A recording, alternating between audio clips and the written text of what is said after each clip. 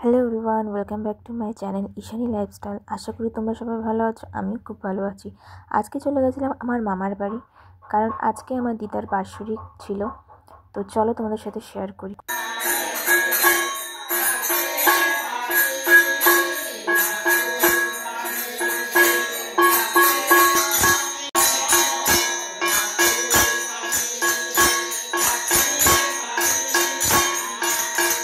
এখানে দেখতেই পাচ্ছ কীর্তন হয়ে যাওয়ার পর প্রসাদ মাখা হচ্ছে, সবাইকে দেবে বলে। তো এই দেখো আমার মামি যে রান্না করছে সেটা আমার মা, এটা আমার মাসি। তো এখানে খাবারের আয়োজন করা হচ্ছে। তো যারা কীর্তন করতেছে তারা খাবে বলে। এই যে আমার দাদার মেয়ে, এই যে আমার দিদি, আর এক দিদি আছে, এই যে দেখতেই পাচ্ছ।